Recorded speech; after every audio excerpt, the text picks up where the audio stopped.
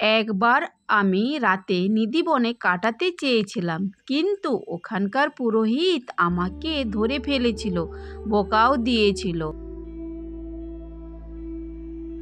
এবং বের করে দিয়েছিল আমাকে। গেট তখন বন্ধ হয়ে গিয়েছিল।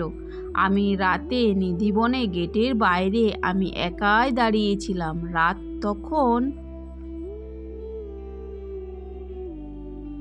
2:20 কাছাকাছি। আমার প্রচুর জল তেষ্টা পায়, কিন্তু তখন সব ফাঁকা, রাস্তায় কেউ ছিল না। তখনই হঠাৎ এক সুন্দর দেখতে একজন মেয়ে আমার জন্য জল নিয়ে আসে।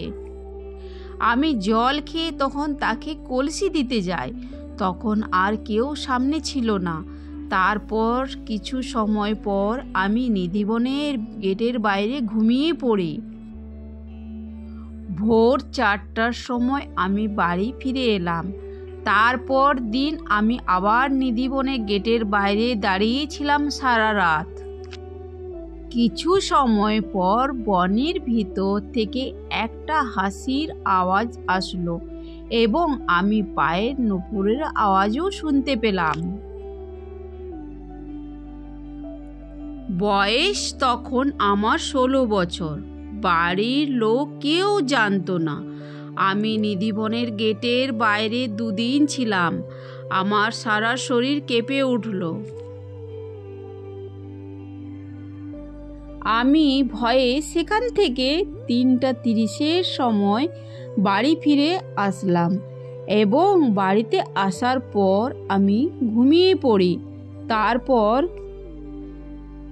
আমি স্বপ্নে যা দেখলাম তা ভাবলে আজও আমার গায়ে কাঁটা দেয়। আমি দেখলাম সেই মেয়েটিকে যে আমার জন্য জল নিয়ে এসেছিল।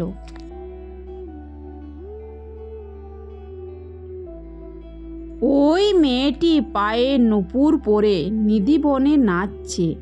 ওখানে আরও সখী আছে তার সঙ্গে এবং একটি জগন্নাথ ঠাকুরের মূর্তিও আছে। ওখানে আমি জগন্নাথ ঠাকুরকে দেখে খুব ভয় পেয়ে গেলাম এবং নিজের স্বপ্নের মধ্যে দেখলাম আমি অজ্ঞান হয়ে গেছি। তারপর থেকে আমার 1 মাস জ্বর ছিল। সবাই বলে নিধিবনে ভগবান রাতে আসে। তাই আমি নিধিবনে ঢোকার চেষ্টা করেছিলাম, কিন্তু ঢুকতে পারিনি। তা সত্ত্বেও আমি এক অদ্ভুত অনুভূতি পেলাম। প্লিজ চ্যানেলটিকে সাবস্ক্রাইব করে পাশে থাকবেন। রাধে রাধে।